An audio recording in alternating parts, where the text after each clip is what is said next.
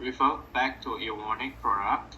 So for Evonik product, especially for division 35, the segment all unit by right should be J1, right? That's correct. But it also comes from the dependency reading from the Evonik product. So you don't have to fill this in the third material. It's coming already from the product characteristic. Okay. So then the next we have will be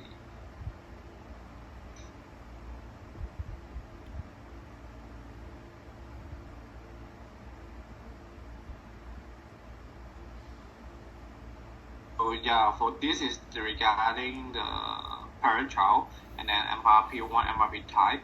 So it mentioned that we have to maintain the MRP controller for IPP plant. So what exactly the IPP plant stand for? That's for the new planning tool that will be coming shortly or in the fourth quarter of this year. And if nothing is given in the fact sheet, then try to fill in the IBP MRP controller. It has been set up for all plants in the system. I would say it's some kind of dummy MRP controller right now. But if no MRP controller is required in the fact sheet, enter IBP.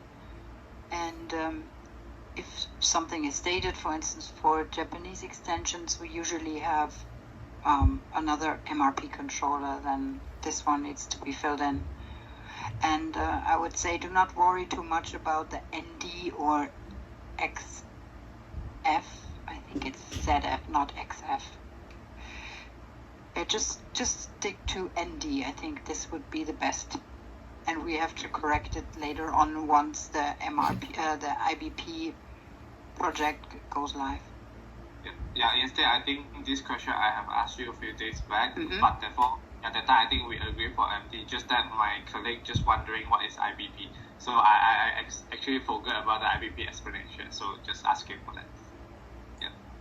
So then the next we have, I think,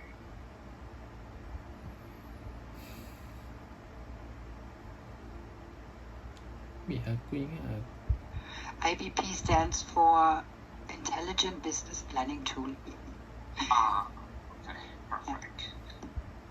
And then for this is just refer material for packaging. So what does actually means by PS? Packaging scenario. Yeah, but we did not write down all the different packaging scenarios. We will have a look during the final rule check at the end if the correct packaging scenario has been chosen. Okay, which means that for this, if let's say it's a PAL, then can we suggest that we just leave it as blank? No.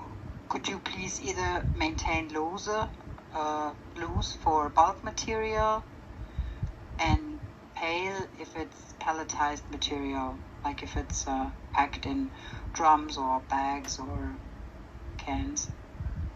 Okay, we as long as it's not blank, then we can maintain some value into it, and then at the end of the rule check, during the rule check step, it will be auto corrected, right? Or will be rectified? We might get red errors if these entries are missing.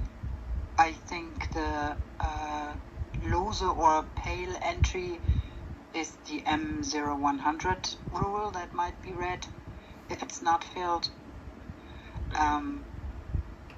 So for all sales materials, for the liquid bulk materials, it's loose, and for packed material, it's pale.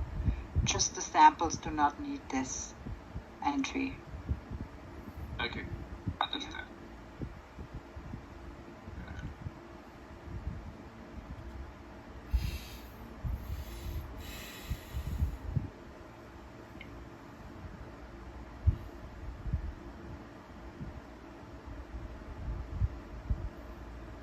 So, and then this is actually for the classification for for 65. Mm-hmm. So by looking at this, actually not quite sure what value should be inserted for the LV, MO, and the ZZPRC. I'm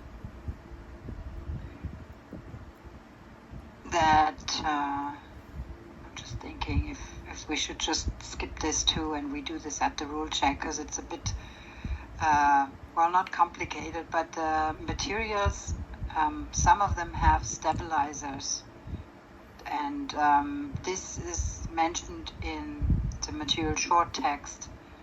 This would say, for instance, HEMA 100 ppm MEHQ. So MEHQ would be the abbreviation of the inhibitor used, and 100 is the level of the inhibitor.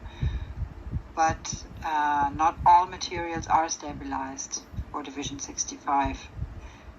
So maybe we look at them once you have an actual material in your inbox that is new, because for existing materials this is already there. Okay. Yeah. Okay, then I will say we will bring it into discussion if let's say we have to reassemble for that 30 minutes daily. So no problem. So I think on last but not least.